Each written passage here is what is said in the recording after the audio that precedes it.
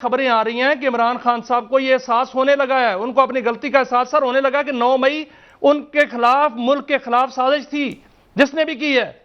नहीं, और वो तो आप ये कह रहे हैं कि मेरी सुलह कराएं, वो तो सुलह करने के चक्रों में है और सुलह करने के लिए बातें कर रहे हैं कि मेरी सुलह कराएं। और अफवाहें क्या उड़ रही हैं सर, आपको देखें ना, बैरून मुल्क से जो भगौड़े बैठ के अफवाहें उड़ा रहे हैं इमरान खान साहब की सेहत से मुतल्लिक, उनकी जिंदगी से मुतल्लिक, वो कितना जुल्म कर रहे हैं। मुझे और अंदर जो बैठा हुआ शख्स है वो सुलह करना चाह रहा है। एक मिनट रुकें जरा।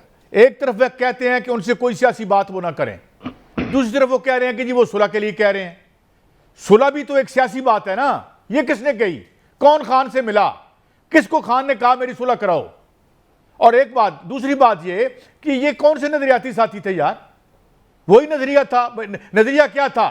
मोहतरम जो हमारे ताई मोहतरम जहांगीर तरीन साहब का नजरिया, अलीम खान साहब का नजरिया, अपना उनका रज़ाक दाऊद साहब का नजरिया। कौन सा नजरिया था भाई? वही सिस्टम। वो तो दिए गए थे सर काजी साहब, वो तो आए थे। हाँ जी, वो तो ऊपर से आए थे, इधर से आए थे, दाएं से बाएं से ऊपर से।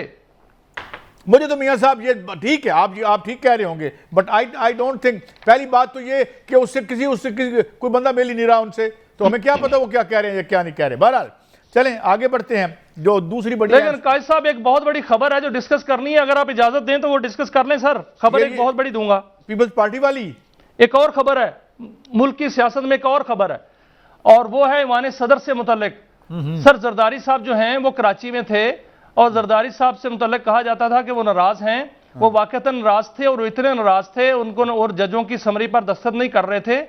वो लाहौर गए सर। लाहौर आपने देखा उस दिन एक फोटो आई थी, और वो लाहौर में उनको एक पंजाब की शख्सियत मलक अहमद खान ने वहां पर रिसीव किया था एयरपोर्ट पे शायद।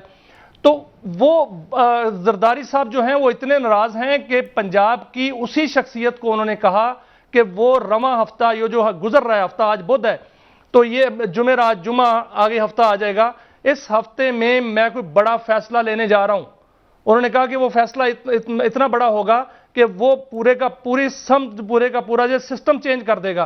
तो जिस पर जो है वो शख्सियत, जो पंजाब की अहम शख्सियत हैं, उन्होंने फौरी तौर पर वज़ीर आज़म से रब्ता किया और वज़ीर आज़म को हालात से आगाह किया। वज़ीर आज़म ने जो गुज़श्ता रात गुजरी है उससे पहले, उससे बाद जो है वो बात की, और फिर फौरी तौर पर मुतहर्रिक हुए और जरदारी साहब से बात की गई। एक और आला शख्सियत का पैगाम भी जरदारी साहब को जो है वो पहुंचाया गया, और जरदारी साहब ने फिर वो दस्तखत किए। और साथ जो है वो जो स्पीकर कौमी असम्बली है उन्होंने भी सालसी का किरदार अदा किया। फिर उन्होंने समरी पर दस्तखत किए, लेकिन उनका गुस्सा खत्म नहीं हुआ।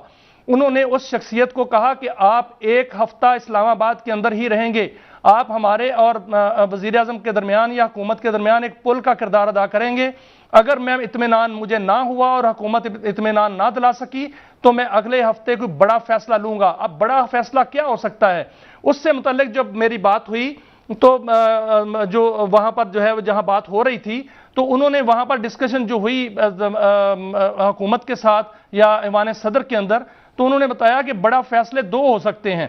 एक ये हो सकता है कि पीपल्स पार्टी अलग हो सकती है, अगर वो अलग हो जाती है तो हुकूमत सिर्फ एक वोट पर जो है कायम होगी, और उस वक्त जो है वो सदर जरदारी इत्माद का वोट लेने का कह सकते हैं वज़ीर आज़म को। अगर वो इत्माद का वोट लेने का कह दिया तो फिर क्या इत्माद का वोट मिलेगा? या अगर वो खुद अलग हो गए और खुद इस्तीफा दे दिया तो फिर भी पीपल्स पार्टी उस सूरत में जो है वो हुकूमत से अलग हो जाएगी, और फिर भी वही सूरत हाल बन जाएगी।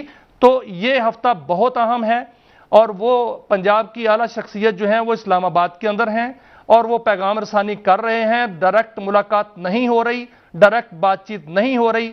अगर वो पैगाम रसानी जो है वो कामयाब हो जाती है तो सिस्टम चलेगा, वरना सिस्टम बहुत खतरे में है काजी साहब इस वक्त। अच्छा नहीं, देखे ना, एक तरफ कल जो आपने खबर दी थी कि वो इलेक्शन इधर से कहीं बावलपुर से लड़ सकते हैं जनाब मोहतरम मोहसिन नकवी साहब, और जाहिर है कि अगर उन्होंने ये कह दिया कि जी बैनर लगे हुए हैं सर, बैनर भी लगे हुए हैं, एतमाद का वोट भी मांगा जा रहा है। इधर जो एक और नया डोल डाल दिया गया है अकबर एस बाबर साहब के हवाले से, और जाहिर है कि फिर मतलब इट इज़, वो कहते हैं नया हाथ बाग पर है ना पा है रकाब में, कोई यानी कुछ समझ नहीं है। हम कह रहे थे रीसेट होना है, सूबे बन जाएं, कोई मीशत दोबारा से रिवाइव हो जाए, मतलब वो तो कहानी नज़र नहीं आती। ये तो यूँ लगता है कि जैसे वो एक, क्या मैं मिसाल दूँ, अच्छा इधर से जो है आप नीचे माशी बेचैनी देखें, अब कल मैं देख रहा था प्रोग्राम, हमारे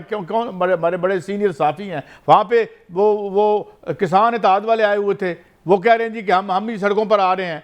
तो ये क्या ऊधम सा मच गया है, बजाय इसके कि कुछ स्टेबिलिटी आए या कोई फ्यूचर का। वो तो मामला ठीक हो जाएंगे, वो तो ठीक हो जाएंगे। लॉन्ग मार्च मुझे लॉन्ग मार्च नजर नहीं आ रहा। किसान जो है उनको भी समझाया जा सकेगा, लेकिन अगर ये सिस्टम डीरेल हो गया तो फिर क्या होगा? फिर क्या निगरान सिस्टम आएगा या जो कौमी हुकूमत आएगी?